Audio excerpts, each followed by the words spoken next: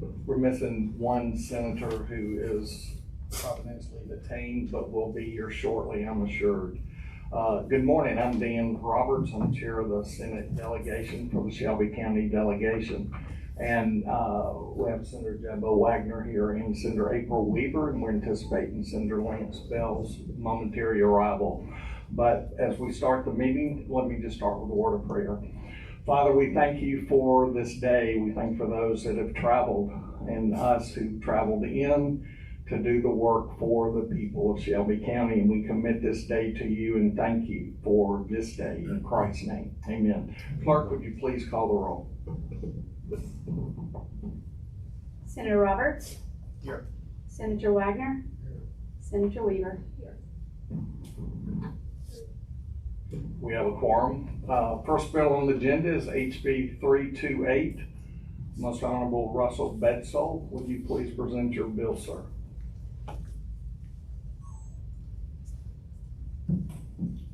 Thank you, Mr. Chairman and members of the committee.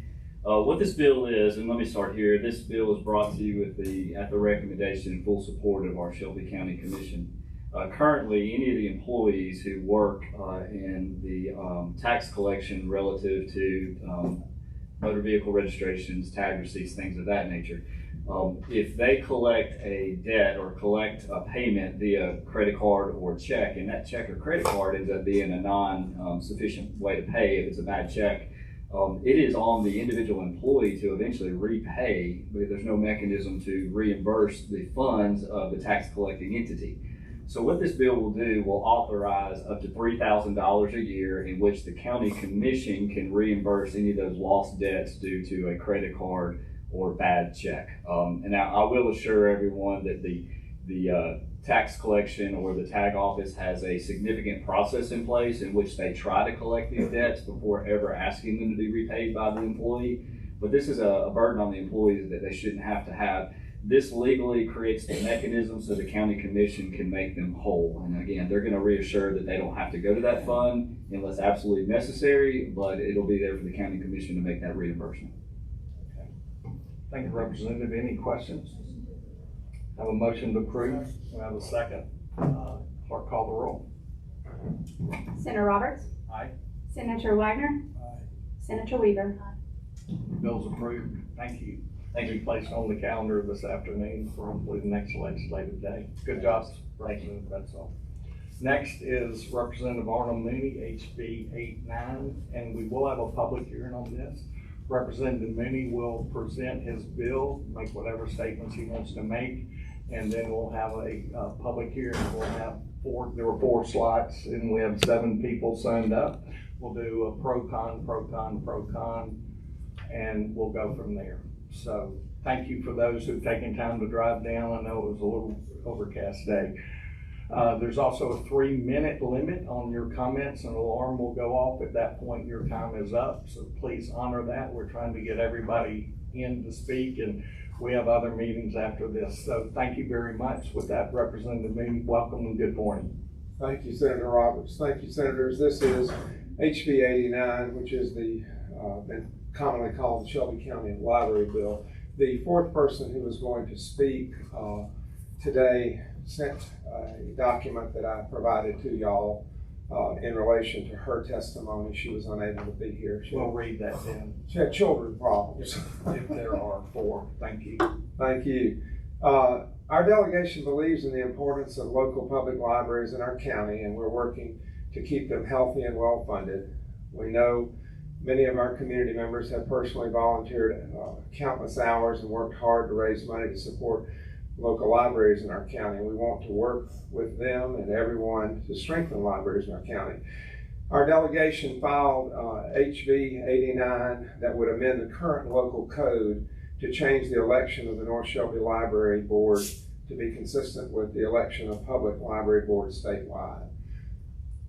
The purpose of this amendment to the law has been in discussion for about 15 years.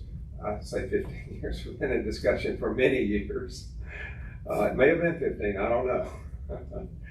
We did not make the decision lightly. We talked with everyone we could possibly speak with and worked with our Legislative Services Agency in Montgomery to learn everything we could about other library districts and so forth.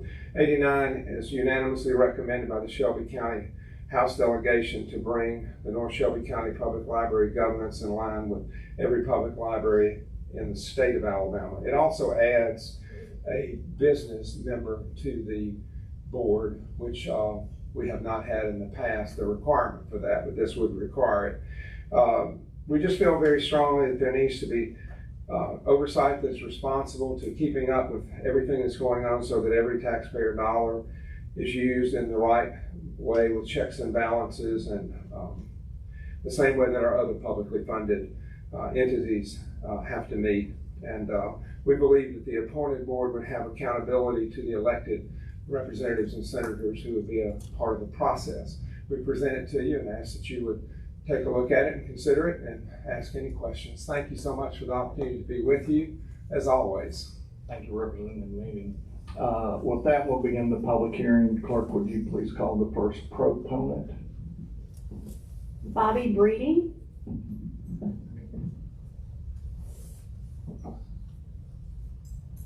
Welcome to Montgomery. You have 3 minutes.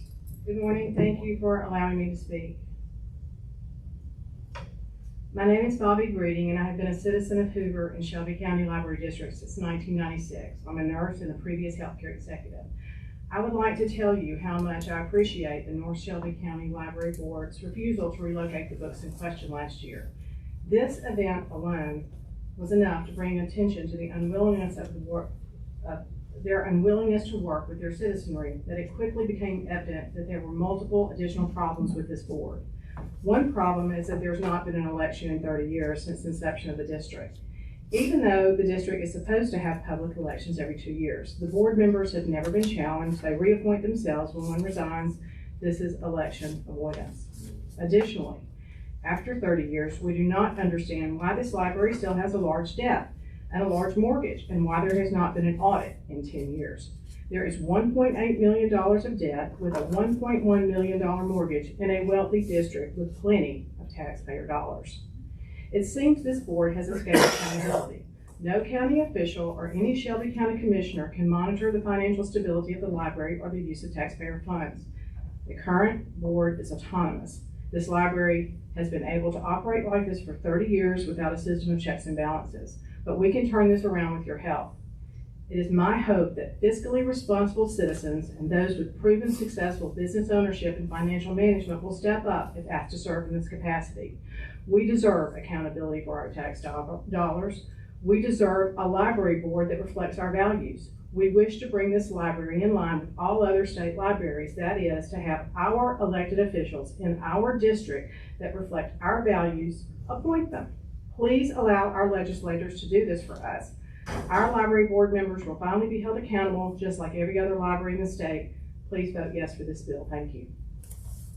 Thank you very much. Next.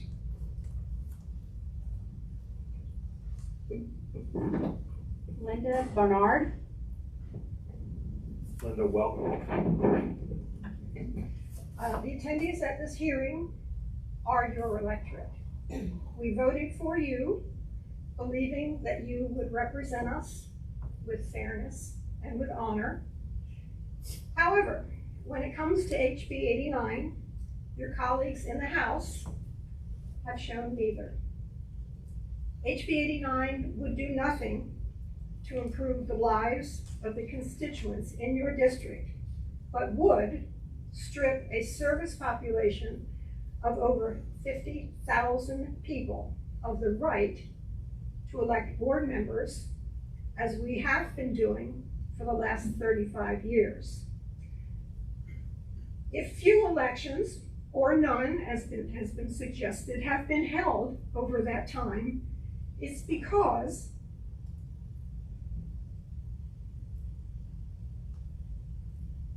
it's not by deception or failure to follow protocol. It's because our board members have served us well, and when they move on, are replaced by others unopposed. The North Shelby Library is well run, successful, and independently funded. We are not funded by state tax dollars. We are funded by the local community who have elected the existing board member.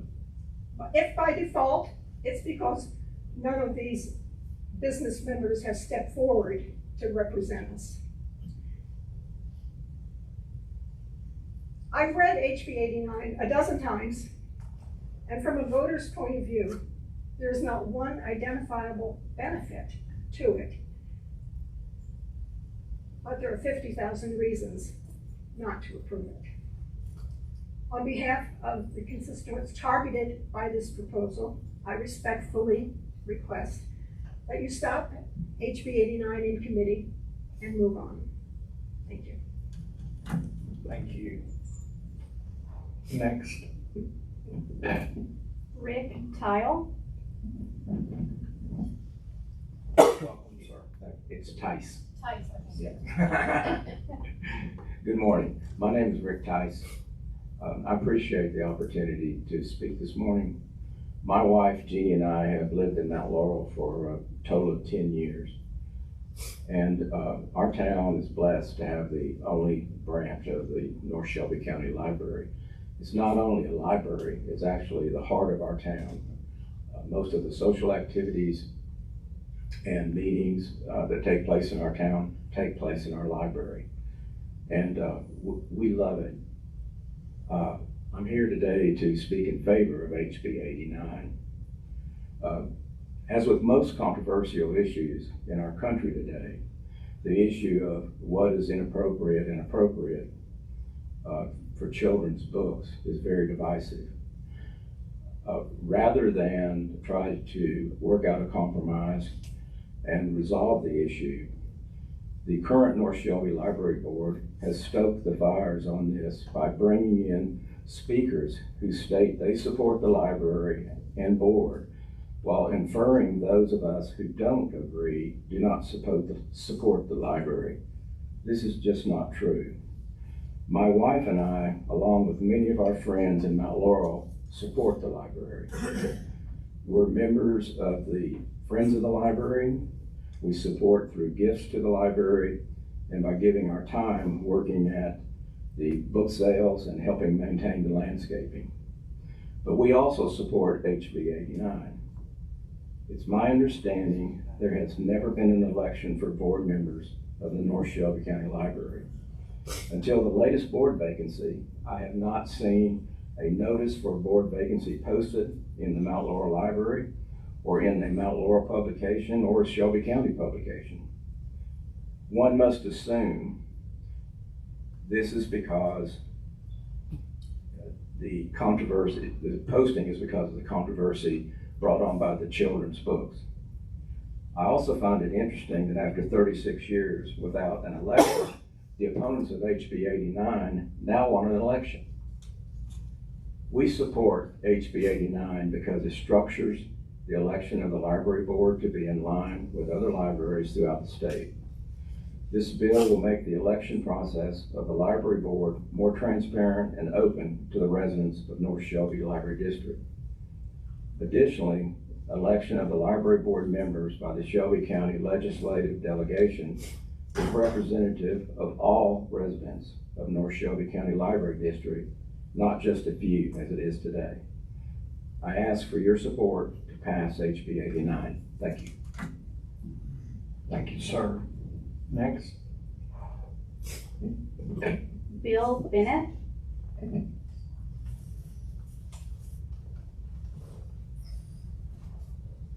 Morning. Bill, welcome. Just want to point out, Rick and I are friends and neighbors. I love it. This is democracy. There's an old adage that came to mind as I was considering what to say today. If it ain't broke, don't fix it. For over 25 years, the North Shelby Library has enjoyed broad community support. The North Shelby Library doesn't need fixing. In fact, it's a great example of local people managing their local affairs. HB 89's proponents imply that our library board is out of control and perhaps even up to no good.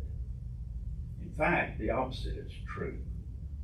The North Shelby Library Board is made up of dedicated citizens who volunteer their time for the betterment of the library. These board members should be celebrated for their service to the community. HB 89 as written is not well thought out and will likely result in unintended negative consequences. For example, this is just one example. This bill would dismiss the entire library board. Years of institutional knowledge would simply walk out the door, replaced by a team of rookies. Why would anyone who sincerely cares about this library want that to happen? Then there's the fact that HB 89 literally takes away our right to vote, a right granted by the original legislation, which was itself voted on and approved by citizens of the North Shelby Library District. However, there are changes that could be made that would benefit the library. For example, as it is now, elections to the board are unwieldy and overly expensive. There is support for amending the original act to simplify elections to the board. Perhaps this is an area in which all sides could agree and support. Finally, there's a reason why the state motto is, "We dare defend our rights." That's why we're here today, for we see this bill as an unwise, unwarranted, and unnecessary intrusion of state power into our lives. I urge you to vote no on this bill as it is currently written. Thank you. Thank you for your service. Next.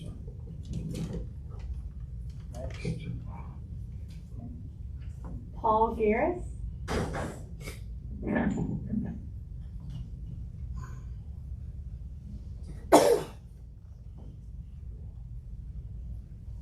Welcome. I'm Paul Garris. I've lived in Shelby County for 40 years. Pretty much my whole adult life. Came to University of Montevallo in 1984. So lived in the library district for 20 years. Paid my dues on time. I heard from a neighbor that when this all started that there was a controversy at a recent library board meeting. So I was curious to see for myself what was going on. I went to the meeting with an open mind, thinking, surely these are reasonable people that will listen to their neighbors from the district and work toward some sort of compromise that both sides of the issue could live with. I'm a negotiator by trade, so I thought I might be able to contribute somehow to a potential solution. At the first meeting, I found a 5-member library board that seemed irritated that we were there, aloof, condescending, and seeming to show no interest whatsoever in any kind of compromise solution. In fact, they had the attitude of unelected bureaucrats. After that first meeting, I began to research the board charter and history going back through 20 years of board minutes. What I found was a board that operated in the shadows, completely autonomous, and was answerable to no one. And looking at the official minutes, I saw that they did as they pleased and perpetuated themselves by appointing replacements when someone rotated off the board and never had any interest in elections. At the next meeting, I asked the board for a show of hands of the board members who had actually ever stood for election. No hands were raised. They then added that they had no memory of a board election since they had been involved with the board. At the fall meeting, when they voted to approve their $1.5 million budget, I asked if they had budgeted for an election in the upcoming year, as it was likely that some of them would have opposition to re-election to their seats on the board. Their response was that they had not budgeted for an election. I thought to myself, why would they budget for an election? They've never held an election before. Why would they start now? Irrespective of what you may think about the issue that brought attention to this board, it is undeniable that this library board needs greater accountability and transparency.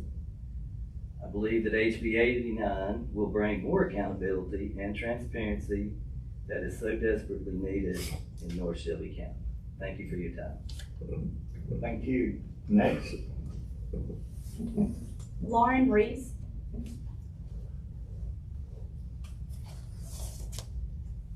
Hi, my name is Lauren. I have two sons, aged 15 and 8, in Oak Mountain Schools. We live less than a mile from North Shelby County Library. I am also one of the boogeyman lesbians some of you like to call a groomer. We all know why we're here today, and it has nothing to do with the library board. We're here because Susan DeVos is making good on the promise she made when our library board listened to the majority and refused to move a tiny pride display during Pride Month, a display that's been present since 2010, yet somehow is now a problem. She promised to take away our vote and start to install members, a move that I'm not entirely sure is legal considering we the people pay for the library board and we the people decided through ballot initiative to elect our board. And yes, the positions are posted at every library and online. I grew up in a very conservative family. My brother was a congressional page for Spencer Backus, whose son is a close friend of mine. My parents have always voted Republican. Senator Shelby wrote my brother's recommendation for the Merchant Marine Academy. Since that time, the GOP has been replaced by religious extremism, hypothetical what-ifs, and conspiracies about things none of you have witnessed with your own eyes, yet you continue to legislate with blatant government overreach. As a result, I'm proud to say my family no longer blindly supports the GOP, and they're not the only ones. Kids using litter boxes is clickbait for the ignorant, and the only people being assaulted in bathrooms are trans people. That's reality. That's what we see with our own eyes. If you cannot distinguish the internet from reality, you have no business being here. You talk about grooming and indoctrination. My kids live with me and my partner and have grown up around gay people. They see pride flags, they've been to drag brunch, they've met trans people, something I suspect none of you have done. After being immersed in what you consider to be a dangerous ideology, not only are my boys not trans, but it appears as though they're both interested in girls. They've never said differently, and I've never asked. At this age, how a kid identifies has nothing to do with the act of sex or what gender makes them want to do it. It's a crush, a date, a school dance. The truth is, the only kids looking for the books you want moved or removed without a parent are kids whose cries for help have not been answered at home. The ones whose parents I suspect are pushing this bill. You consistently blame the left when in reality the problem is parents who refuse to address issues they most certainly know exist. And then when those issues present themselves in public, they resort to slandering the names of our librarians and teachers, calling them groomers and pedophiles. And now you want to take their jobs or worse, prosecute them. We pay you to make this state a better place to live, not to pass legislation that will go largely unnoticed by most and only make life harder for families who already have it hard enough. Vote no on SB 89. You are the adults in the room, and people are irritated, because this is not a problem that warrants the attention of the entire state government. Thank you. Thank you. Next. Jessica Hayes. Let's read that statement. That was from someone who was detained, since Representative Mindy said. As the president and CEO of the Alabama Policy Institute, I appreciate the opportunity to comment regarding my support of HB 89. You may not be aware, but API is now located in North Shelby County. My family's home is as well. As you know, I'm the mother of 7 school-aged children, and the North Shelby County Library is approximately 1 mile from my house. I'd like to thank the Shelby County delegation for the proposal and promotion of HB 89. My understanding of the bill is that it would amend the local code to change the election of the North Shelby County Library Board to be consistent with the election of every other public library board statewide. To reiterate, every single library in the entire state is appointed in the manner that is proposed in this legislation. Current law calls for the board to be elected by public vote of district residents every 2 years. But there hasn't been a public election since 1988 because the law allows current board to select its own replacements as needed. Limited turnover of the board and lack of the appointing body has allowed the board to operate with little to no oversight. As an organization, API believes that every single dollar of taxpayer funding for libraries should have the same checks and balance as other publicly funded entities are required to provide. As a taxpayer, I would like to see more transparency in collection of dues, fines, and penalties of the North Shelby Library. To my knowledge, though I've lived in the library district for almost 10 years, I'm not aware of any financial audit has been conducted. That information is not made available to those who write the checks to sustain the library. The public deserves to know that the tax dollars funding the North Shelby Library District are being spent responsibly, and there should be a full public disclosure of income, expenses, and financial statements. The collection of library dues, fines, penalties, and liens on homes have been a source of concern for residents and businesses in the library district. Since this information and I believe the changes outlined in HB 89 will provide much needed oversight and transparency. Thank you. And then last, Jessica Hayes. Jessica, welcome. Thank you so much. My name is Jessica Hayes, and I am talking to you today as a librarian from District 88. But my family, who couldn't travel down here, they all live in the North Shelby Library District, and I'm greatly concerned by what this bill proposes. I'm also working and speaking on behalf of the Alabama Library Advocacy Committee, but honestly, after spending the past 20 hours of looking at the House Bill 89 in context with the original act and the amendment of 2000, I have a lot of concerns for my family and for the dues that they pay, as opposed to the taxes that other Alabama libraries are supported by. This bill amends Section 9 of Act 88-258 so that the board will no longer be elected by the district voters, but instead will be elected by 3 or 5 state legislators. They have confirmed several times that they intend this to be an appointed board, which is correct. That is exactly how other Alabama libraries function. Absolutely. Yet, nowhere in HB 89 do they use the term appointment or appointed.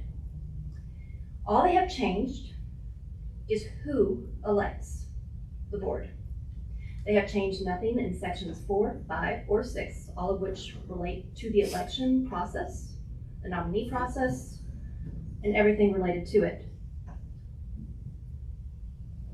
So the question is, as is it written now, the sponsors describe their election process to be exactly what the current board follows in a no opponent election,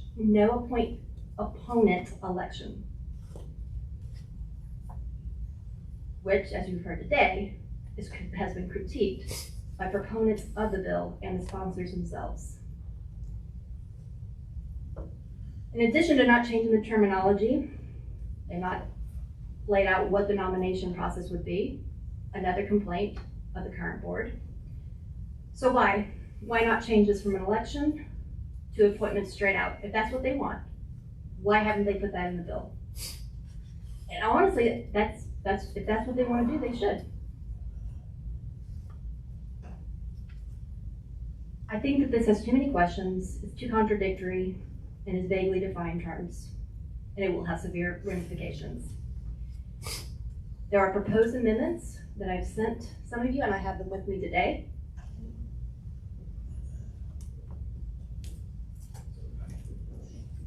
Where I ask you to remove the terms elected, elections, elected, or any variations of this term throughout Section 9 or the entire Act, and replace with the term appointed, appointment, appoint, or any other variations. Thank you all so very much.